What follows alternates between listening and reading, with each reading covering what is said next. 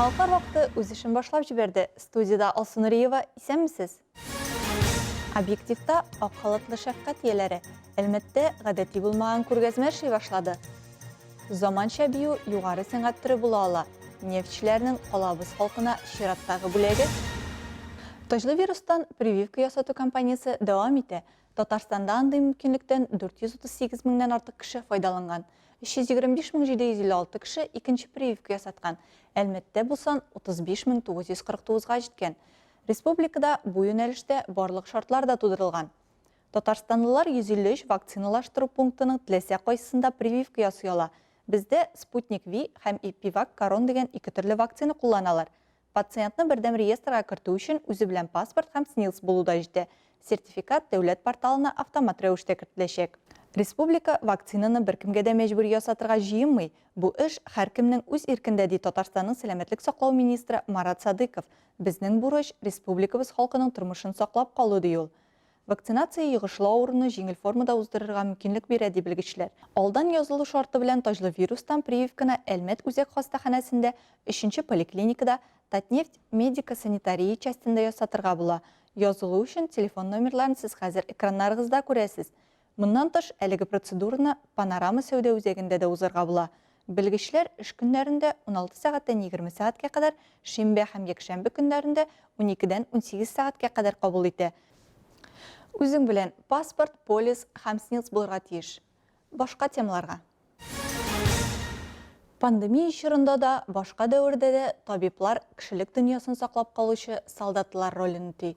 Аларның фидакар хезмәтләре ихтирамга лаек. Шуны исәптә тотып, ак халатлы шәфкатияләрнең һөнәри бәйрәмнәре алдына калабызда гадәти булмаган фотокүргәзмә ачылды. Анда хәбәрчебез Алсу Амирова булып кайтты. Медицина хезмәткәрләрен үткәне бүгенгедән киләчәккә таба.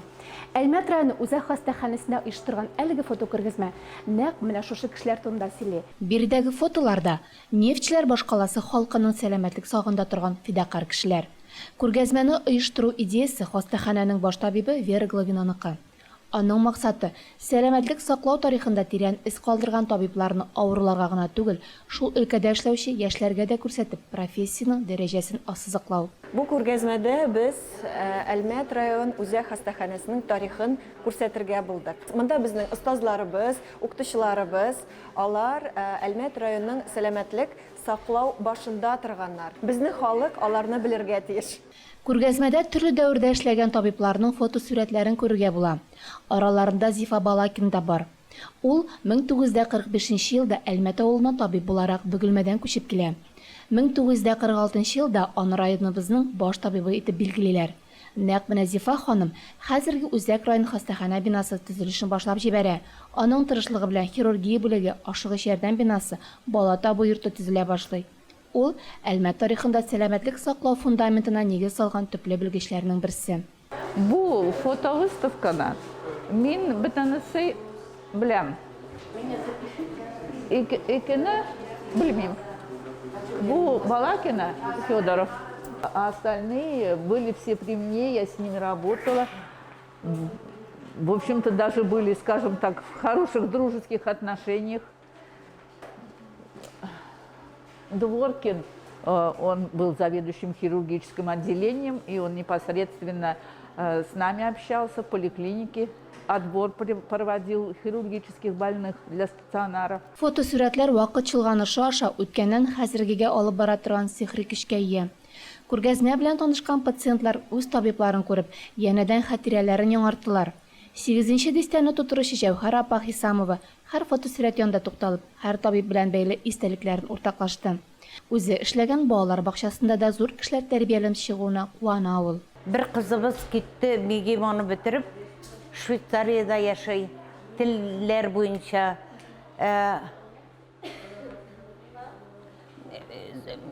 Шәфкать туташлары бар. Ирина китте, училище бетереп.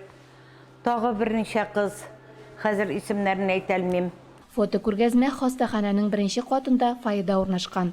Аны теләгән һәркем карый ала. Алсу Амиров, Дамир Корбанов, Яңгылар вакыты, Луч Әлмәт телекомпаниясе. Әлмәт медицина коллегияты студентлары бу көннәрдә өй туен бәйрәм итә. Татнефть компаниясы генераль директоры Наил Маганов карары белән Әлмәт нефть институтының 2-нче корпусы булачак медицина хезмәткәрләре карамагына бирелде. Бу бина медицина күллияте белән ярнәшә урнашкан булудан тыш, элеккеге тулай торактан сыйфаты белән дә күпкә аерыла. Иркен юыну һәм аш-су әзерли торган бүлмәләр һәр этаж саен урнашкан. Өстәвенә, керләр юу өчен автомат югычлар да бар. Булар барысы да студентларның яхшы кәефенә сәбәпче булды. Бу, әлбәттә, инде уку программасын үзләштерүдә дә сизелә, ди күллият директорының тәрбия эшләре буенча урынбасары Гөлнара Вәлиуллина. Моннан тыш, биредә студентлар өчен совет утырышларын оештырырга, мәдәни масса күләм чараларга әзерләнергә барлык мөмкинлекләр дә каралган.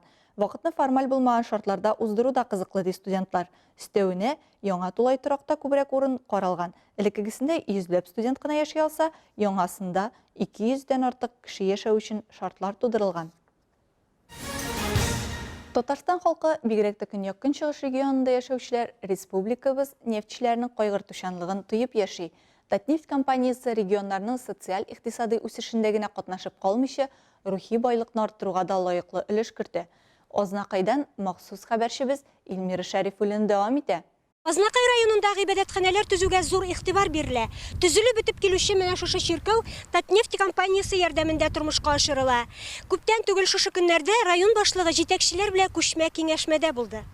Чиркәүдә тәмамланып килә торган төзелеш буенча киңәшмәдә район башлыгы, башкарма комитет җитәкчеләре, төзелеш һәм архитектура белгечләре катнаштылар. Гыйбадәтханәдә эшләр инде тәмамлану алдында, бары тик эчке һәм бизәү эшләре генә калып бара. Чиркәү төзелешенә Татнефть компаниясе район һәм халыктан кергән җыемнар ярдәм итте. Алга таба да төзелешне шушылай сыйфатлы дәвам итеп, гыйбадәтханәне сентябрь айларына кулланылышка тапшырырга кирәк, дип белдерде район башлыгы Марсель Шайдуллин. Алга таба киңәшмә Зәңгәр мәчеттә дәвам итте. Биредә дә төзелеш эше өчен шактый күләмдә эш башкарылган. Зәңгәр мәчетнең имамы Нәфис хәзрәт Хакимов бу уңайдан җитәкчеләргә тәкъдим фикерләрен җиткерде.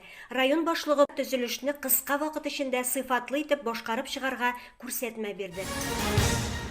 Бию ярдәмендә кешеләр үзләренең кичерешләрен күрсәтә һәм хисләрен белдерә.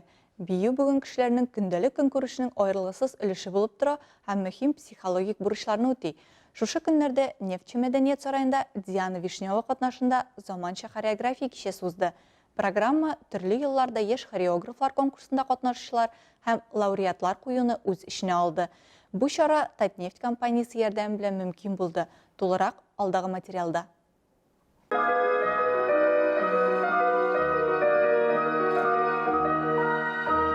Ленинградта инженер-химиклар Виктор һәм Гүзәл Вишневлар гаиләсендә туа.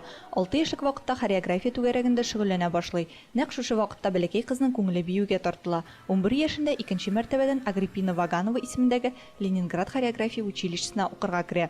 Бүгенге көндә Диана Вишнева Россия Федерациясенең халык артисты, Мариин театрының прима-балеринасы һәм Россия дәүләт премиясе лауреаты.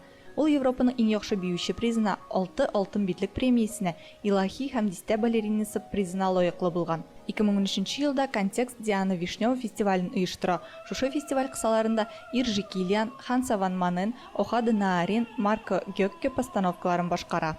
Фестивалю 9 лет, и для меня это огромное имеет значение. Бу фестивальгә инде 9 ел. Ул минем өчен бик бәләкәй калаларга чыга алу белән кадерле. Ник дигәндә, башкала тамашачысы андый чараларның күплеге белән иркәләнеп беткән. Ә сезнең шәһәрегез искиткеч, безгә бик шады. Яхшы һава шартлары һәм сез безне бик җылы каршы алдыгыз.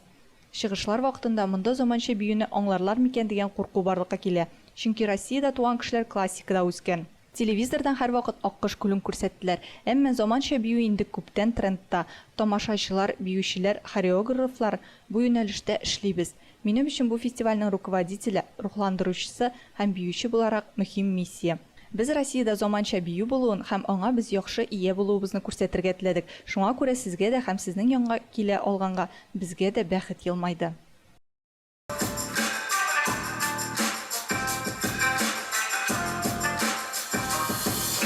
Фестиваль үзенең глобаль миссиясе итеп Россия заманча хореография дәрәҗәсен арттыруны куя.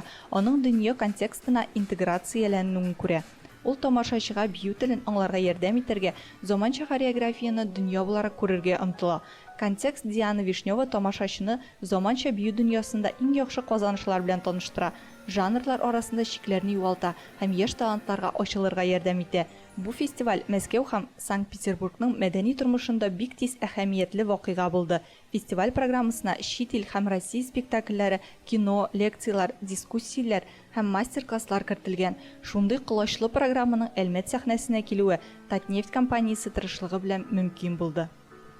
Ну, уже стала у нас хорошая традиция, то, что в город Альметьевск посещают. Әлмәткә дөнья дәрәҗәсендәге йолдызлар килүе инде традициягә әйләнде. Безнең карашка мәдәният һәм сәнгать өлкәсендә төрле юнәлешләрне үстерү бик мөһим. Шуңа күрә быел шундый фестивальне үткәрергә кирәк дигән карар кабул ителде.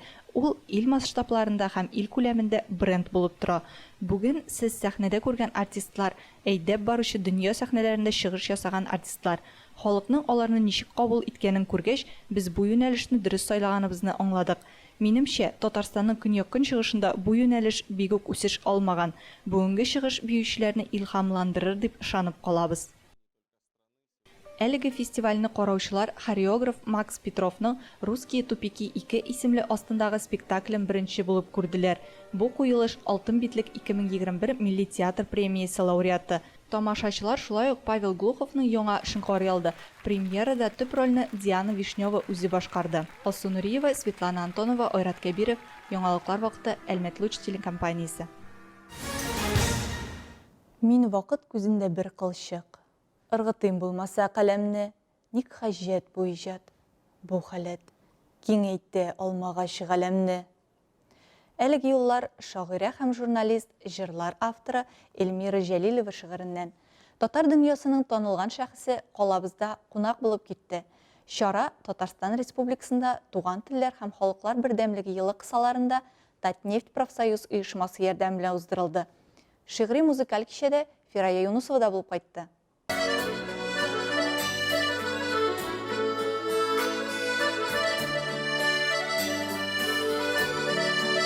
Заманда шагыйрьләребез арасында Эльмира Җәлилованың исеме лаеклы югарылыкта. Үзгә моң ахаң белән сугарылган кабатланмас лирикалы шигырьләре җанга уеп керә дә, мәңгелеккә шунда кала торган автор ул. Шуңа күрә Эльмира Җәлилова һәм аның иҗатташлары катнашындагы шигъри музыкаль кичәдә Нефтьчеләр башкаласында көтеп алынган вакыйга. Бу концерт оештырыла безнең бит инде быел бик матур ел, Туган телләр бердәмлеге һәм халыклар бердәмлеге елы. Менә шушы уңайдан Татнефть профсоюз оешмасы ярдәме белән без оештырабыз шушы шигъри музыкаль кичәне. Монда яңгыраячак минем шигырьләр һәм минем җырлар, һәм инде әлбәттә безнең бу кичәдә башкарылачак башка милләт Крәшен, Мишәр, урыс җырлары һәм шулай ук шигырьләре. Әлеге чара халыкка Туган телләр һәм халыклар бердәмлеге елы уңаеннан тәкъдим ителде. Аны Татнефть компаниясе тормышка ашырды. Шигъри кичәне караган тамашачы үзенең милләтенә, теленә карата мәхәббәтен уятырга, тоярга өйрәнсә, димәк без максатыбызга ирешкәнбез ди Татнефть профсоюз комитеты рәисе Гомәр Яруллин. Халыкка тәкъдим итәбез. Үзебезнең профсоюз агзаларына, Татнефть һәм Таграс системасында эшләүче профсоюз агзаларына тәкъдим итәбез һәм күрсәтәбез. Ул мин уйлыйм, һәрбер шушы залга килгән кешенең йөрәгендә утны кабызып, халыклар теленә мөнәсәбәтен дә үзгәртеп, аның интересын да кузгалтып җибәрергә йөрәгендә шушы җанны.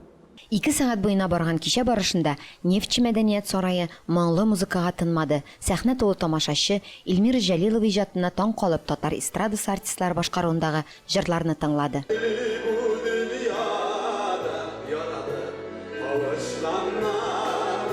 Татарстанда Туган телләр һәм халыклар елы бердәмлеге уңаеннан оештырылган әлеге чара иң беренче чиратта коллективларны берләштерә һәм иҗади уңышлар ача.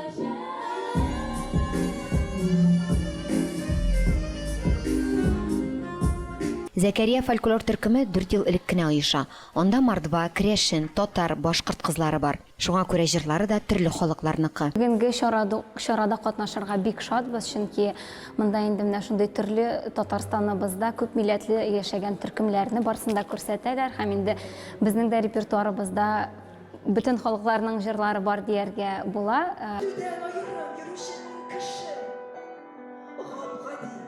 Чыгыш ясаучылар арасында Әлмәт театры артисты Мәдинә Гайнуллина да бар. Сәхнәдә ул иҗатташ дусты чакыруы буенча. Безнең үзебезнең Әлмәтебезнең Татнефть компаниясе менә үзебезнең халкыбызга, Татарстаныбызда халыклар бердәмлеге елы уңаеннан аларга менә шушындый матур кичә бүләк итте. Шуның белән мин горурланам һәм инде үзем дә шушы чарада катнашам.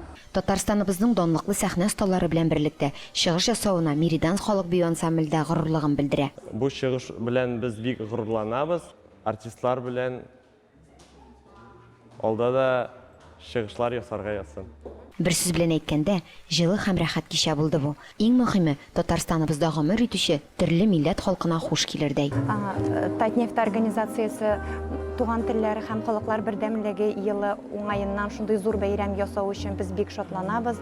Чөнки без төрле милләтләр яши Әлмәтебездә, балалар бакчасында да төрле милләт балалары йөри. Без бик шатбыз менә шушы шәһәр күләмендә һәм республика күләмендә шундый зур бәйрәмнәр ясаганнар өчен. Фирай Юнусова, Дамир Кырбанов, Яңалыклар вакыты, Луч Әлмәт телекомпаниясе. 19 июнь шимбә көнне Әлмәттә балалар өчен Алтын алма турында әкиятләр исемле паблик арт программасы объектлары буенча түләүсез экскурсия узачак. Аны Зөлфия Хайбуллина уздыра. Экскурсия герой юлы маршруты белән үтәчәк. Сәяхәт Гусыни ханым традиция һәм ирек муралы янында башланып, Ак бүре эше янында тәмамланачак. Оештыручылар тарафыннан практик өлештә планлаштырылган. Балалар мураллар өчен эскизлар ясарга өйрәнәчәкләр. Алтын алма турында әкиятләр калабызда Татнефть компаниясе инициативасы буенча тормышка ашырыла һәм Санкт-Петербургның стрит артны тикшерү институты тарафыннан гамәлгә куелган.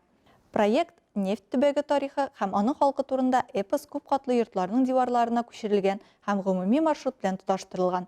Рәссамнар иллюстрацияләнгән риваятләр Әлмәт районында җыелган яки Татарстанның гомуми мәдәни тарихи мирасыннан алынган. Бу сезгә җиткерәсе соңгы мәгълүматыбыз иде. Мин Алсу Нуриева һәм монтажер Илдар Гимаев сезнең белән саубуллашабыз. Игътибарыгыз өчен рәхмәт.